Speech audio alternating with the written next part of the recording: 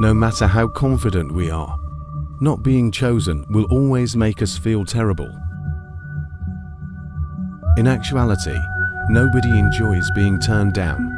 Not everyone can easily open up, reveal vulnerability, or shed their protective emotional armor to express themselves, or telling someone how they feel, only to realize that their feelings are one-sided and unrequited.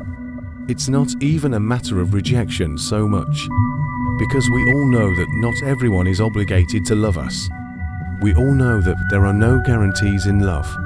The only guarantee is what we put into it. How happy it would be if the person you like also just right likes you. But life is not like a dream. Sometimes we will fall into a situation of being rejected, or someone tells us that we are not the right person for them. We cannot force others to want us, choose us, love us. Life just doesn't work out like that. And honestly, it sucks.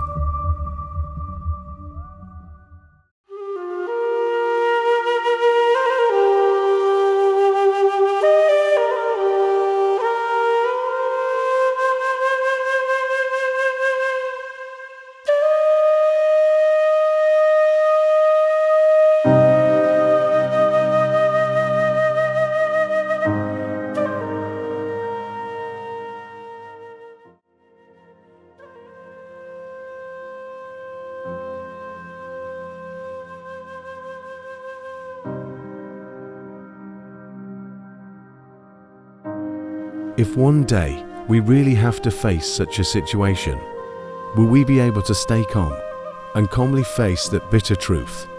When all our efforts, hopes, and expectations fall into the void without response, do we have enough strength to get through it? The feeling of not being chosen by the person you want is truly extremely bad.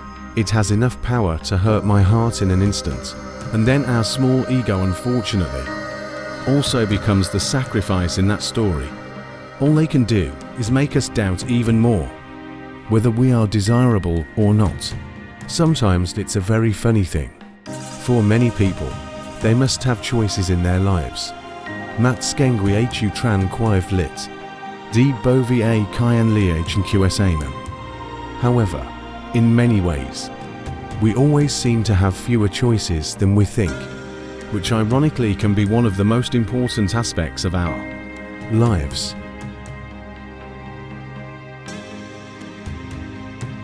Some types of choices seem simple. Choosing between lamb shoulder and grilled salmon may not take too long. A friend of mine recently had to choose between finishing an academic paper and going on a hot air balloon ride. He assured me that this choice was actually so easy that it didn't really even feel like a choice. However, there are always other issues that are more interesting and much deeper.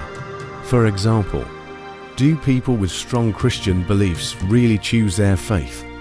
Can a devout Christian decide, next month I think I'll become Hindu?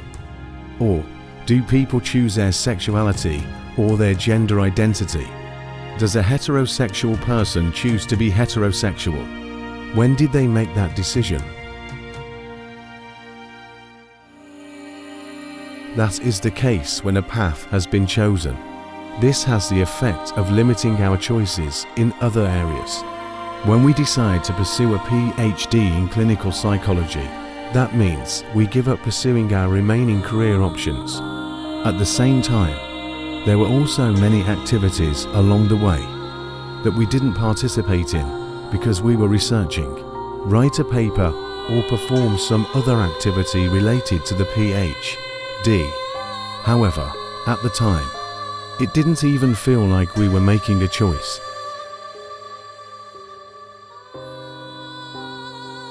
Setting a path for the kind of person we want to become limits the freedom we have to do as we please. But that's the problem, isn't it? Know clearly who you want to become at the most basic points about yourself will make everyday choices much more negotiable. But every step we took yesterday, every decision we made in our mind, also gradually brought us into a spiral of choice with another party.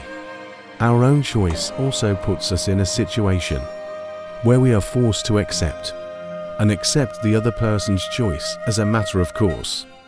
Because in this world, everything will always work in the direction of resonance, that is, whether we like it or not. Those events will always have an impact on one another. Their choices impact our outcomes, and similarly, our choices impact their ultimate outcomes too, which then leads to the outcome of every negotiation. Always an interesting mystery.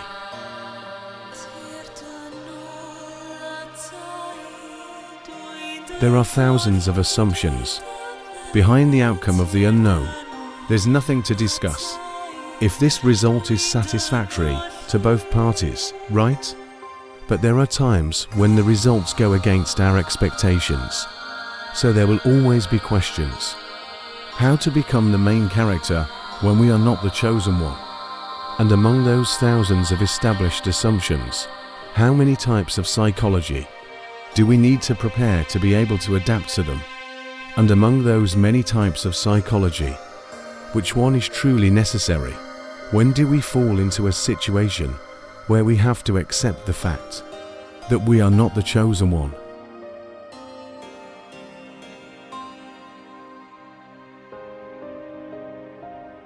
Let's first try to solve the problem of our feeling of no being chosen.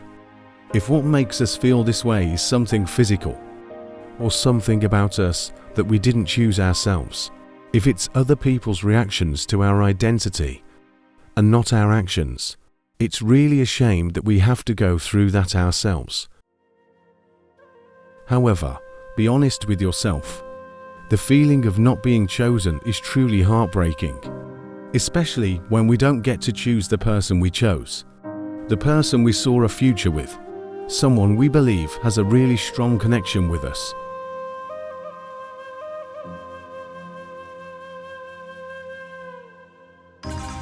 But what's worse than not being chosen for the above reason is not being chosen because you chose someone else.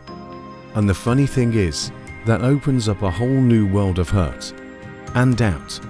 That's something no matter how confident we are, or how much we constantly try to love ourselves, the fact that someone else is chosen over us is enough to make us doubt ourselves even more. It makes us doubt what we know. It makes us doubt our appearance, our personality, our sense of humor, and do we sometimes go a little over the line? It causes us to overanalyze how we are perceived by potential partners. It gives us a reason to judge our own judgment, how we understand situations, and how we pride ourselves on being able to read people.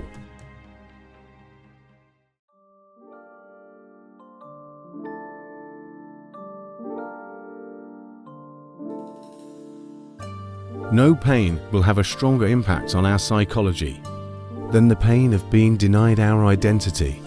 The rejection that comes from someone you trust completely is enough to make you feel like all the efforts you've put in for so long, everything we own has no meaning anymore. It even makes us doubt our own beliefs, the path we resolutely choose to walk, that feeling of extreme confusion and bewilderment. What psychological state should we use to cope with it?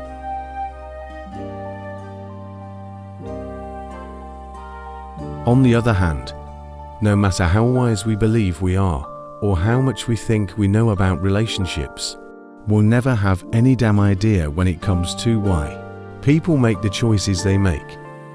We will never truly know or understand why they didn't choose us, even when we gave so much to them, no matter how safe we think they will be. But perhaps we are not supposed to know these things. Perhaps we should just consider them as learning experiences and life lessons to help us grow, loving ourselves, not based on whether people choose us or not.